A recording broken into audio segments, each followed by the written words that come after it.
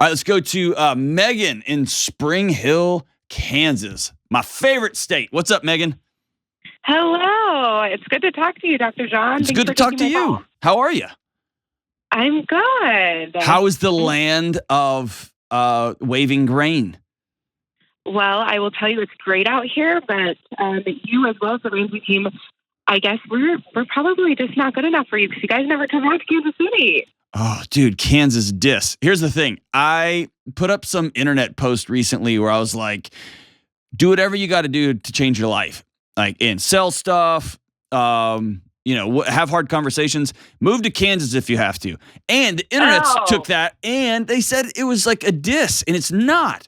I think I've got family in Kansas, and you can have a killer life there for 1/1,000,000th of the price of having a hurried, psychotic life in Manhattan's. Anyway, I'm all Kansas. I'm going to intentionally plan an event there in the coming months. Is that cool? That would be great. I'll be there. You'll come? Okay. Well, in fact, we'll get your info and we'll hook you up whenever we make it happen. Okay? Oh, awesome. We're going to do this. We're going to party in Kansas. It's going to be my apology tour to Kansas. All right. So that's not why you called. What's up? So I was calling. Hopefully this is one of your lighter calls. I'm calling to ask, how can I control my control issues? So kind of, I guess a longer explanation, kind of a wide range of answers there, but I feel like, and it's gotten a lot worse since I've had kids. I have 2 girls, a 4-year-old and a 6-month-old. And I just feel like every single thing in our life, in our family's life, I have to control. I control our schedule and our calendar. And so my husband travels for work. He's one of those railroaders I heard on one of your podcasts before. Yes. So I know that you know all about that life. He's home like 1 day a week. If we're lucky, we get just over 24 hours with him. But so like even on that 1 day a week, it's like I don't just like take a step back and like relax and okay, he's here. Like we're a family. We can just relax on this day. No way. It's like, oh, by the way, this day is scheduled minute by minute, even though you're here and it's our only day with you. And like even down to things such as when he is home, I find myself like I have to drive the car because I don't know which route you're going to take and I'm not going to like that. Mm-hmm. Or just anything that we do have planned, I need to know like the who, the when, the where, the why, the how behind it all. I just feel like I need to be in control of absolutely everything, which leaves no like room for just breathing and just letting life happen. And I will tell you, my husband's completely opposite. He's the kind of guy that says, I think there's a quote that's like, life happens when you're too busy planning for it, something like that. Mm. So how do I... You know why he can say that? Because he's with you. I was going to say, because I control everything. That's right. And my guess is somebody in his family, possibly his mom, did the same thing or was very similar. Yeah. But he can do that. That's my attitude. Come what may, dude. Let's figure it out. Because I have a wife that takes care of all the crap. You know what I mean? And so that's the definition of privilege, is to be like, what? Why are you worried about that? Well, somebody has to feed the kids, right? So I don't want you to feel insane. This started a long, long time ago. When did it start? So my only guess is when I was 4, my dad died in a car accident, so very unexpectedly. Okay, I just smiled. Not because your dad passed away. So I want people watching this on YouTube to not be like, this guy's got no soul. I'm smiling because the way you framed it was like, I've done some deep digging and I dropped a couple of big gulps walking out of a supermarket once. And you're like, I went looking and the only thing I can come up with is my dad died. Of course. Yeah, I mean, that's the only thing I can come up with, right? But that's a big thing, Megan. It's not like It is a big thing. Yes. I just don't know how it would tie into needing to control everything, I guess, necessarily. Here's what I would guess.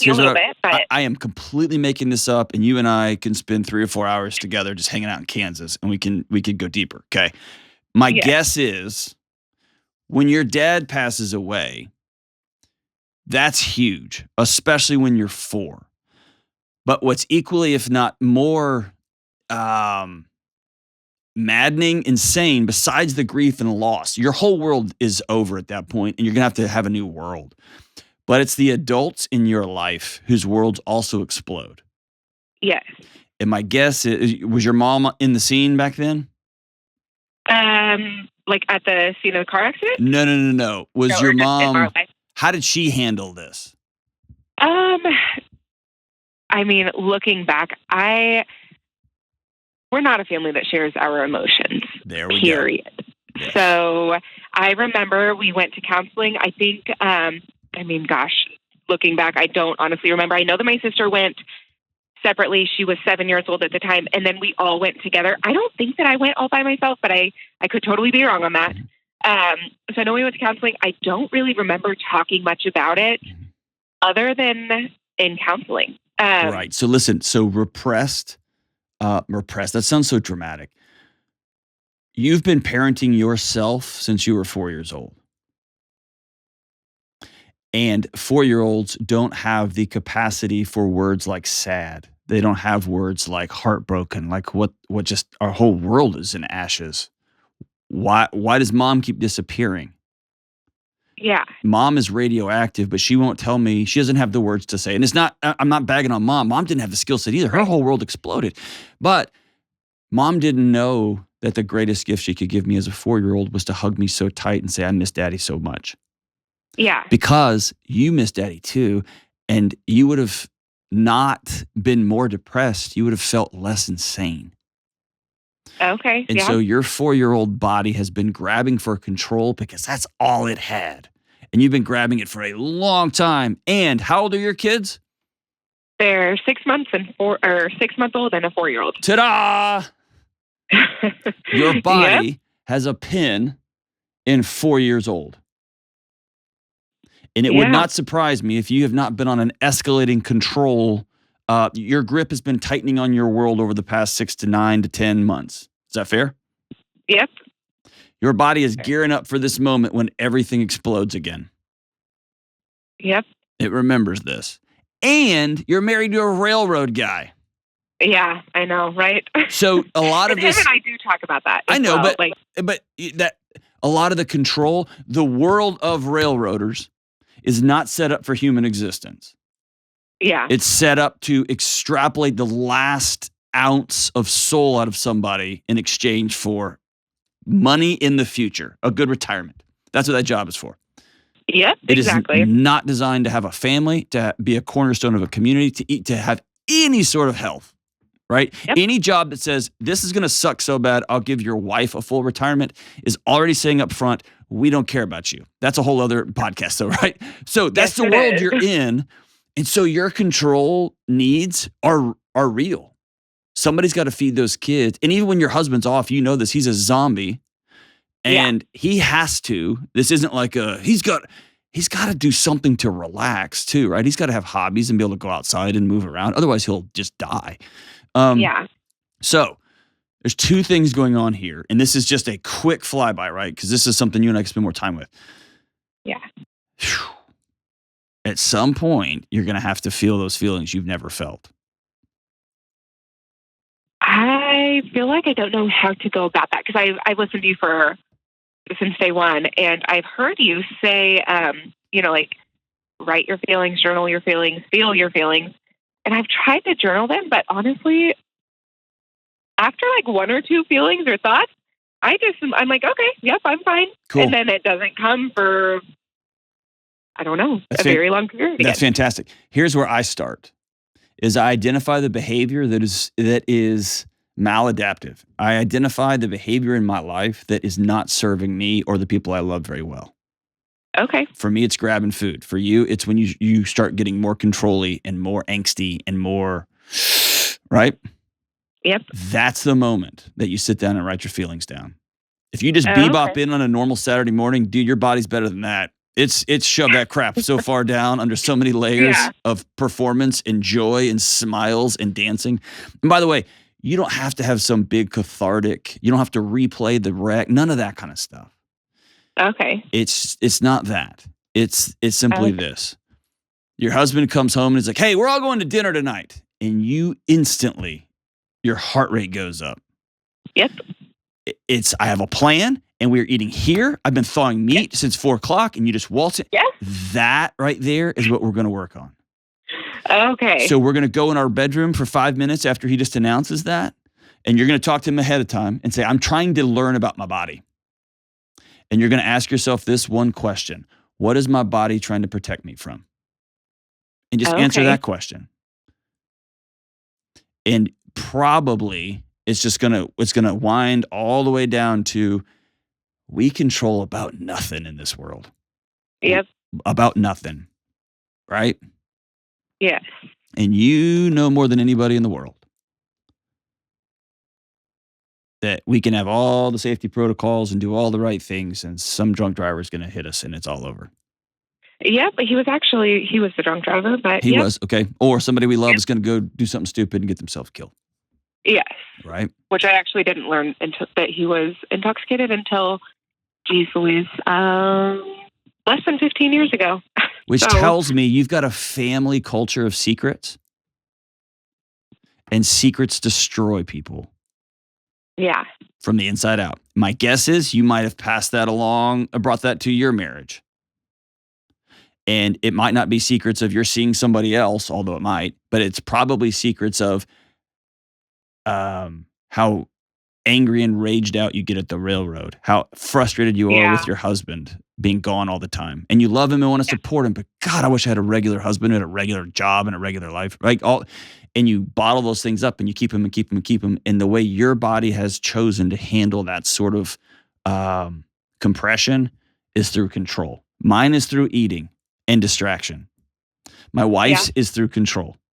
Some of my friends are through alcohol or weed. Some of my friends are from flirting and hanging out with people they're not married to, right? So it's all across the board. Everybody deals, it's workaholism. They just work and work and work and try to outrun it.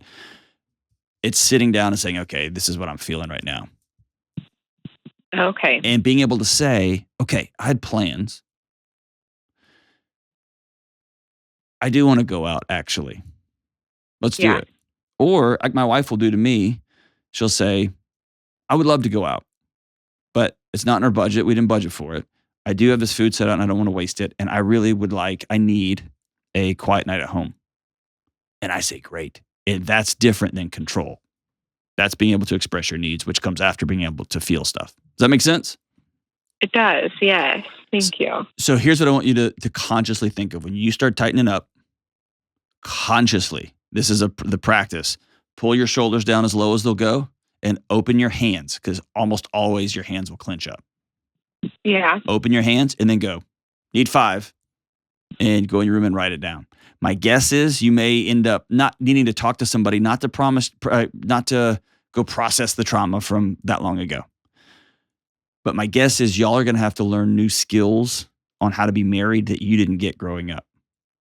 Yeah. Is that fair? That's fair. Yep. Okay. Do you want your husband to quit his job? Oh, gosh. Yeah, that's something he won't. He will not. And the thing is, he will be like, oh, yeah, I'm home this week. And he'll be in town for a week. And they'll be like, oh, by the way, next week I have to go just 2 hours away, which for the railroad is right down the street. And I'm like, oh, of course you do. Because, you got to be home for 1 week and we got to be. Let me say, do you want him to quit his job? Gosh. Yeah. Okay. Hey, here's the thing. For so long, you haven't said what you need because you couldn't, because it didn't matter. Yeah. And you've got to get to a place where you're able to say, here's what I need. And it might not be, I need you to quit your job, but it might be, I need my husband. Yeah. I need my friend. I need my lover. I need my co-parent. And this job is in the way of that. Yes. Otherwise, you're going to end up in a big pile of resentment. Yeah, we're on our way. You are. And somebody at Whole Foods is going to wink at you or help you with a carton, and you're going to get their number, and all of a sudden you're going to be off to the races. Or he is going to realize that you have a distance between the two of you, and he's going to text somebody. Right? See, that's how that happens. Mm-hmm. Let's back out of that thing. You just said, I know, Megan. Yep. You've got to back out of this thing and say, here's what I need. And I need you. I need you. And then we're going to backfill that. And it's a skill to practice. And I don't think you've ever said your needs out loud. Yeah. Is that true? That's true. I mean, maybe starting to now. Yeah, but you wait too long. If you start announcing your needs on the back end of a failed control attempt, it's war. Okay. So if he comes home, here's what that sounds like. So if he comes home and says, "Hey, let's just forget it. Let's go out to eat. I'm taking everybody out to dinner." Yeah. And in your head, you've been preparing for a meal all day. You know that kid number one has been whining all day, and I'm not taking that one out in public. And this one's got the rockets, diarrheas, and I'm annoyed, and he just comes home and announces that, right? Yes. Then you start seething, and you clench your hands up, and you clench your jaw up, and you start get a little bit louder with the cabinets. And then he's like, "Why are you so mad? I want to take you out to dinner," because he's really trying to help. And you say, I've already got stuff started. And he's like, "I know, I just want to be there for you." And then you snap. Yeah. "I need you." That's not needs. That's war. Yeah. Needs are the week before when you say, "Hey," and this is what a gift my wife gave me. When you just waltz in and announce you're taking the family out to dinner, you just have inserted yourself into an entire family ecosystem that you are away from. Yes. That makes me feel X. Yeah. So if you want to go out to eat, would you text me as soon as you think of it during the day? And I can text you back and say, "I've already got dinner ready. You still want to go?" See what I'm saying? We've had to create a new algorithm. And really, at the end of the day, my goal was to help. I was trying to help her out. And I learned the best way to help her out is to ask her what she needs. And her best way to get the help she needs is to be honest with me about what she actually needs. That's totally different than me trying to save the day. See what I'm saying? Yeah, definitely. And I can see that in our relationship as well. Yes. So no more war. But all that starts with, is your control helping? No, I think I just try it's just like grows. Yes. It's like I get a little bit of control here, so I need to control, the next thing, and then the next thing, and nothing's actually under control. Everything's really just on fire right now. Yes, but your grip is so tight that you feel like you got it, and you're getting dragged behind a car pulling you down the highway, and you're like, "I got this," and everyone's like, "You clearly don't have this, right?" So here's the I say this a lot, and I'll end with this. The things that kept us safe and alive as a kid are the things that often are disruptive to our adult lives. This worked for you because it had to. Because mom went in a black hole of grief and may have never come out. Because y'all went to a couple of counseling sessions and then you learned really carefully, really quickly that our family keeps secrets, some things we don't talk about. And you felt crazy. And then that little body, that little girl said, "We're on our own. We got to control everything because that's our path forward." And now you have your own little kids and you realize you can't control anything. You have your husband who works for a disastrous industry in terms of how it treats people. And you realize I've lost him too. And then you start thinking, well, here's what I can control. I can control that relationship. I can control this. I can control how organic the spinach is or whatever. And you end up winding yourself up in a straitjacket. You're worth a peaceful life.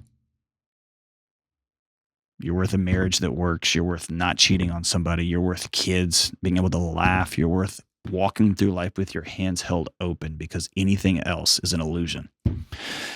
Whew! Let me know how that goes. I want to hear your progress on that, Megan, and I'll keep our listeners notified. Thank you so much for being brave.